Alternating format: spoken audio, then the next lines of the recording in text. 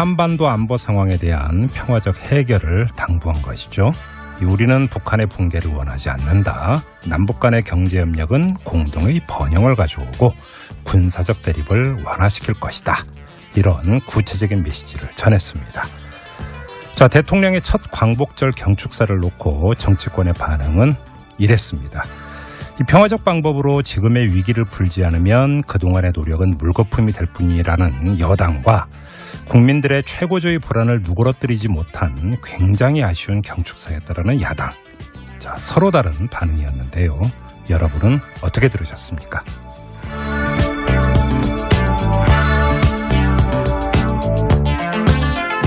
평화적 해결을 거듭 강조한 광복절 경축사의 의미, 잠시 후 문정인 연세대 명예특임교수와 짚어보고요. 색다른 시선 김종배입니다는 오늘도 우직하게 하루를 정리해드립니다. 색다른 시선으로 꼽은 오늘의 이슈부터 만나보시죠.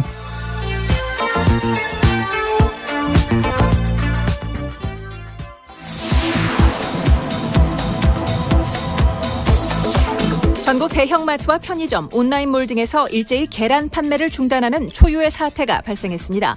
국내산 계란에서 사용이 금지된 살충제 성분이 나온 건데요. 유럽에 이어 국내에서 등장한 살충제 계란, 과연 먹어도 되는 걸까요? 2부 안종주 사회안전소통센터장과 확실히 짚어봅니다.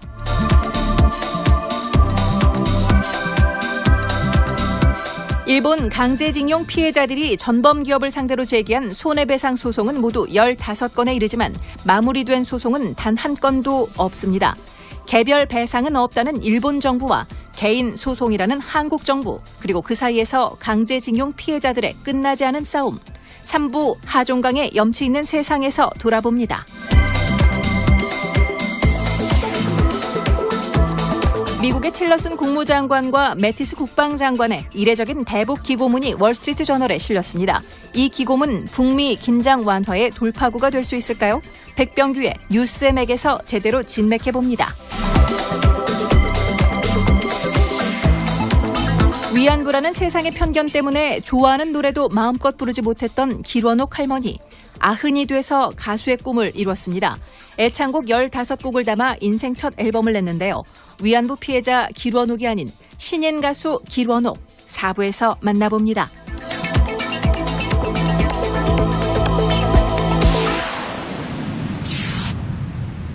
오늘날 한반도의 시대적 소명은 두말할 것 없이 평화입니다.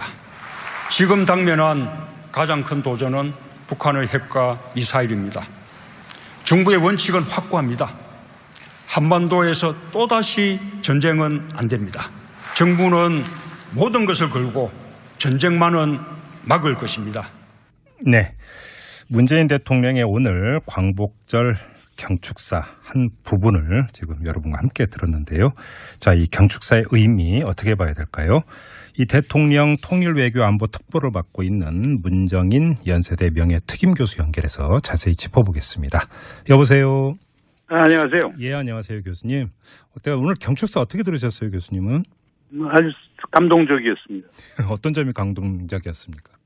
촛불과 민주주의 문제, 보훈, 평화 네. 관계인데 특히 평화에 대한 메시지가 상당히 가슴에 닿았습니다. 알겠습니다. 바로 그 부분과 관련해서 좀 하나하나 좀 짚어봐야 될 것 같은데요. 근데 좀 먼저 좀 상황을 좀 봐야 될 것 같은데 북한하고 미국에서 그 거의 비슷한 시점에 지금 신호가 온 게 이 북한 같은 경우는 김정은 북한 노동당 위원장이 이 전략군 사령부를 시찰하면서 이 미국의 행태를 좀 더 지켜볼 것이다 이렇게 말을 했다고 조선중앙통신이 보도를 했는데, 그러니까 당장은 관포위 사격을 안 한다 이런 뜻을 밝힌 것으로 이렇게 받아들여야 되는 거 아닌가요?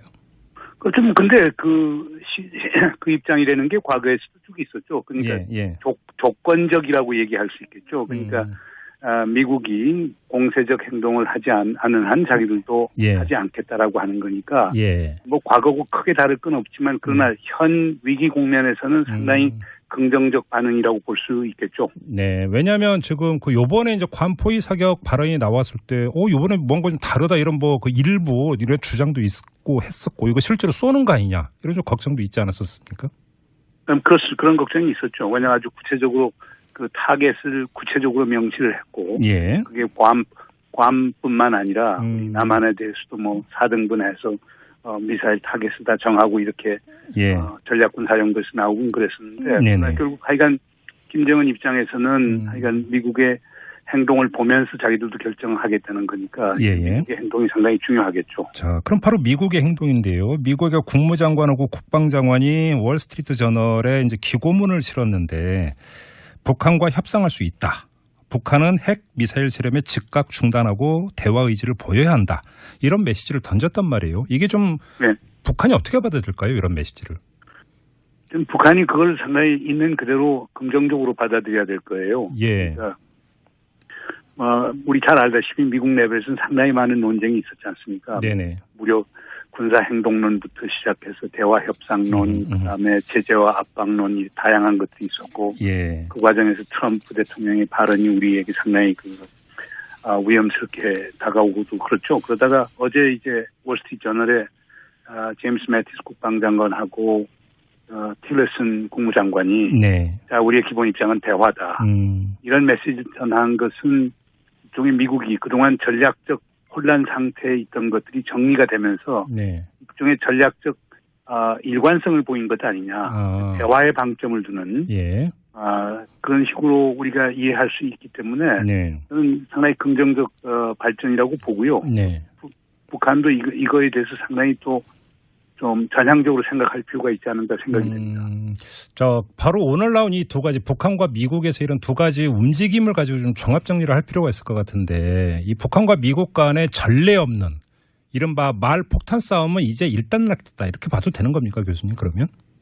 그 재발 가능성은 배제하지는 못하겠죠. 그러나 지금은 결국에 소위 전반적으로 쌍방이 자제를 하면서 대화를 통한 어떤 위기 극복의 방안을 찾겠다라고 하는데 양쪽이 거의 같은 것 같아요. 그러니까 조금 미국과 북한이 무슨 조셉 윤하고 박성일 대사 사이에 뉴욕 채널이 있었는데 이런 채널을 통해서 본격적인 대화를 하면은 바람직한 것 아닌가 생각이 됩니다. 혹시 지금 이 순간에 물밑 대화가 진행되고 있을 가능성은 없을까요?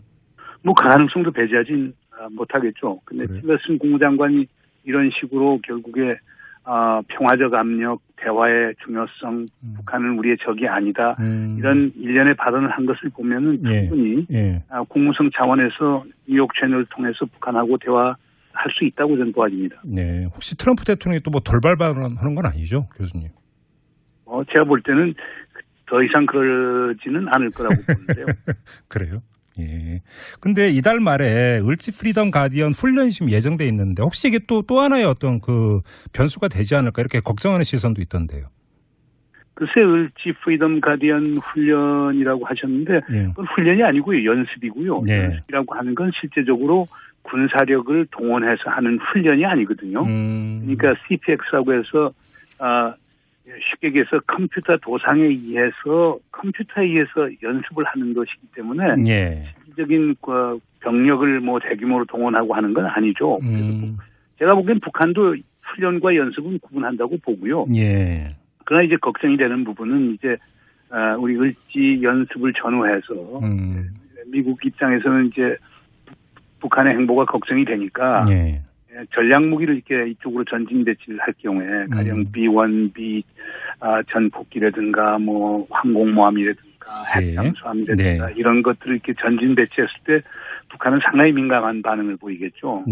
그래서 이런 것들은 쌍방이 자제를 해서 지금의 위기를 극복하는 것이 바람직하다고 저는 보아집니다.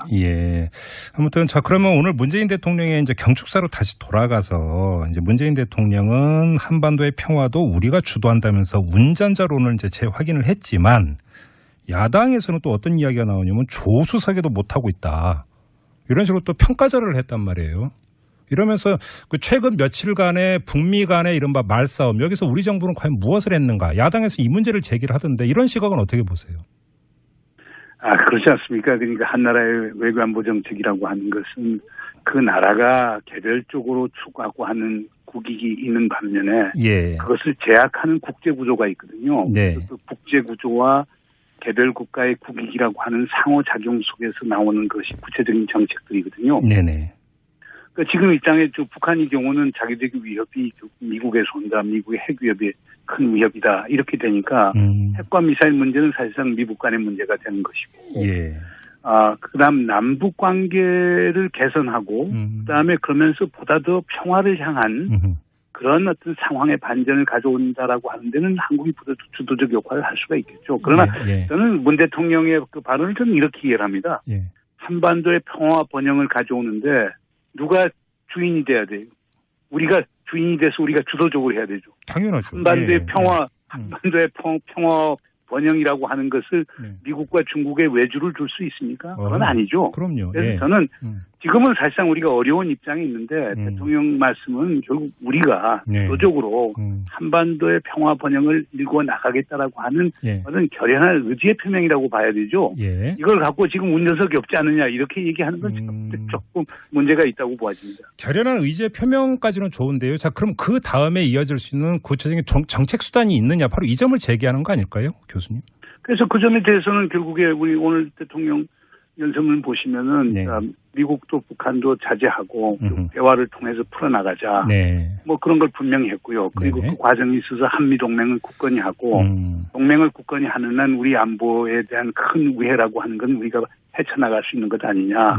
그렇게 하면서 어떻든 간에 우리 입장에서는 북미 대화도 하고 남북 대화도 하고 그러면서 선순환 관계를 가져와 보자 이런 것들이거든요. 그러니까 제가 볼 때는 지금 우리 정부 입장에서는 제가 알기에는 상당히 많은 노력을 배후에서 하고 있다고 저는 봅니다. 그래서 조금 인내심을 갖고 와주시고 그다음에 이런 건 좀 이해해 주실 필요가 있는 것 같아요. 지난 정부에서 받은 유산이 너무나 혹독한 유산들이었어요. 지금 북한이 저렇게 아주 통제불능인 상태에 간 것도 지난 정부의 강경 정책하고 꼭 무관한 건 아닌 걸로 보이고요.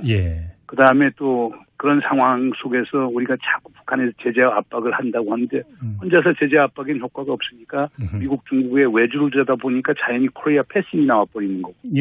그다음 또 사드 문제 갖고 또 미중 간에 우리가 완전 샌드위치 돼버렸고. 또 우리 보수 진보 사이의 갈등을 통해서 국내 여론이 상당히 양극화됐고 이런 큰 부정적 위산을 갖고 시작한 게 문재인 정부이기 때문에 조금 우리 국민들이 조금 이제 기다려 봐주실 필요가 있지 않은가 이런 생각이 듭니다. 실제로 이제 정권 교체된 후라고 해서 뭐 관계가 바로 뭐가 개선되는 게 아니라 예열 과정이 필요하다 이런 말씀이시네요. 그렇죠. 그걸 이제 우리 정책 용어로는 경로 종속성이라고 하는 것인데요. 지난 정부에 만들어놓은 경로가 있으면 그게 바로 바뀌어질 수 있는 건 아니거든요. 시간을 두고 좀 보셔야 될 것 아닌가 봅니다. 그러면 얼마 전에 이제 문재인 대통령이 베를린 선언의 후속 조치로 예를 들어서 이제 뭐 군사 그 회담이라는 이런 것들을 제안을 했고, 근데 북한은 묵묵부답이었고, 근데 여기에 뭐 굳이 낙담할 필요는 없다. 좀 더 기다려볼 필요가 있다 이런 말씀이시네요. 저는 뭐 낙담할 필요는 없다고 보고요. 뭐 당장 우선 을지 연습이 아마 끝나야 될 거예요. 끝나고 현 위기가 극복이 되고 이렇게 하면 8월 말부터는 제가 볼 때는 북측도 적극적으로 나오지 않을까 생각이 듭니다. 그래서 제가 볼 때는 8월 말 이후부터는 그렇게 돼야 되겠죠. 그건 그런 희망사항일 뿐 아니고 당위론이죠. 그래서 북도 좀 새 정부 들어섰으니까 보다 적극적으로 나올 필요가 있고요. 지금까지는 어떤 위기 연속이었기 때문에 4월부터 8월까지는 위기의 연속이었거든요. 그러니까 8월 말 이후부터는 남북 관계에서 뭐 물꼬가 트이지 않을까 이렇게 생각이 됩니다. 그렇게 기대하세요. 그러면 얼마나 좋겠어요. 정말 그렇게 좀 됐으면 좋겠는데. 근데 이게 이제 뭐 바로 그 예열 과정에서의 물밑 내지 그 배후에서의 어떤 그 노력이라든지 이런 게 있을 거다. 이렇게 뭐 믿고 넘어가도 되겠습니까, 교수님? 그렇게 믿어야 되겠죠. 알겠습니다. 지금 대일 관계인데요. 문재인 대통령이 오늘 광복절 경축사에서도 일본을 향한 메시지를 내놨습니다. 뭐 명예회복, 보상, 진실규명과 재발 방지 이런 어떤 그 언급을 했는데요. 결국은 핵심 문제는 그 이른바 위안부 합의 이 문제 아니겠습니까? 어떻게 정리가 되고 어떻게 나갈 거라고 전망을 하세요? 하여간 기본적으로 태스크포스 팀이 재검토 결과를 지켜봐야 되겠죠. 그러나 현실적인 제약도 있습니다. 그러니까 우리가 재협상 하자고 하지만은 일본 정부가 재협상에 응하지 않으면 재협상은 이루어지는 건 아니거든요. 그렇죠. 그러니까 현실적인 어려움이 있기 때문에 이거는 시간을 두고 봐야 될 거예요. 그러니까 대통령께서도 지적을 했습니다만은 통상적인 한일 관계는 계속해 나가되 역사 문제는 어떻게 역사 문제가 최종적이고 불가역적인 그 해결책을 구할 수가 있겠습니까? 그거는 그 역사에서 오는 그런 문제점 같은 거는 현실로 인정하고 그 갈등이 있으면 그것을 관리해 나가는 한편 다른 한쪽으로 한일 관계는 뭐 정상적으로 작동하는 게 바람직한 거 아닌가 생각이 됩니다. 일본 정부의 재협상은 그렇다 치더라도 국내적으로는 내용상으로 사실상 무효화하는 예를 들어서 뭐 재단 뭐 없애버리고 이러는 거 좀 하면 안 되나요, 교수님?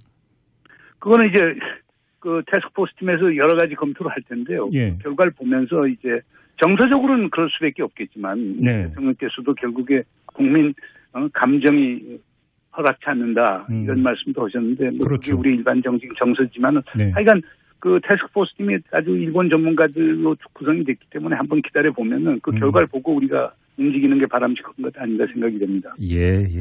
알겠습니다. 자, 말씀 여기까지 들을게요. 고맙습니다, 교수님. 네, 수고하십시오. 네, 지금까지 대통령 통일외교 안보 특보를 맡고 있는 문정인 연세대 명예특임 교수와 함께했습니다.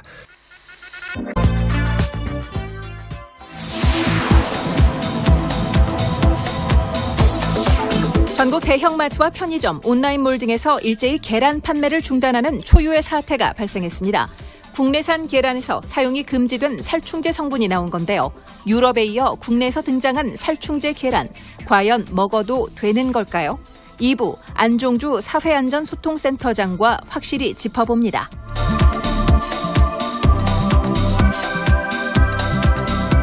일본 강제징용 피해자들이 전범기업을 상대로 제기한 손해배상 소송은 모두 15건에 이르지만 마무리된 소송은 단 한 건도 없습니다. 개별 배상은 없다는 일본 정부와 개인 소송이라는 한국 정부, 그리고 그 사이에서 강제징용 피해자들의 끝나지 않은 싸움. 3부 하종강의 염치 있는 세상에서 돌아봅니다. 미국의 틸러슨 국무장관과 매티스 국방장관의 이례적인 대북 기고문이 월스트리트저널에 실렸습니다. 이 기고문 북미 한반도 안보 상황에 대한 평화적 해결을 당부한 것이죠. 우리는 북한의 붕괴를 원하지 않는다. 남북 간의 경제협력은 공동의 번영을 가져오고 군사적 대립을 완화시킬 것이다. 이런 구체적인 메시지를 전했습니다.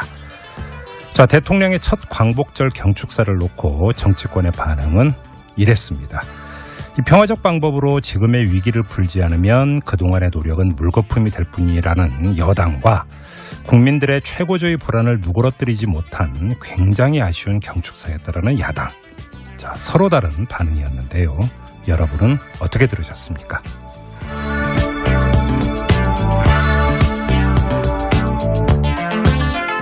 평화적 해결을 거듭 강조한 광복절 경축사의 의미, 잠시 후 문정인 연세대 명예특임 교수와 짚어보고요. 색다른 시선 김종배입니다는 오늘도 우직하게 하루를 정리해드립니다. 색다른 시선으로 꼽은 오늘의 이슈부터 만나보시죠. 이 긴장 완화의 돌파구가 될 수 있을까요? 백병규의 뉴스엠에게서 제대로 진맥해봅니다. 위안부라는 세상의 편견 때문에 좋아하는 노래도 마음껏 부르지 못했던 길원옥 할머니. 아흔이 돼서 가수의 꿈을 이뤘습니다. 애창곡 15곡을 담아 인생 첫 앨범을 냈는데요. 위안부 피해자 길원옥이 아닌 신인 가수 길원옥 4부에서 만나봅니다.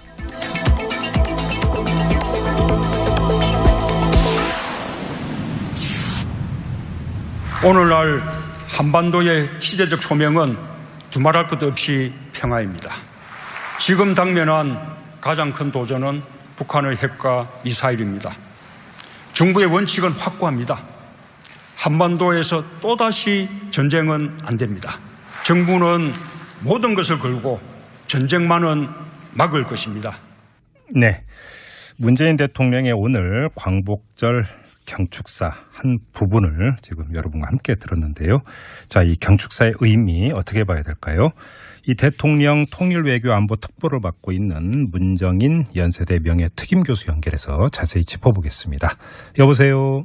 안녕하세요. 예, 안녕하세요, 교수님. 어때요? 오늘 경축사 어떻게 들으셨어요, 교수님은? 아주 감동적이었습니다.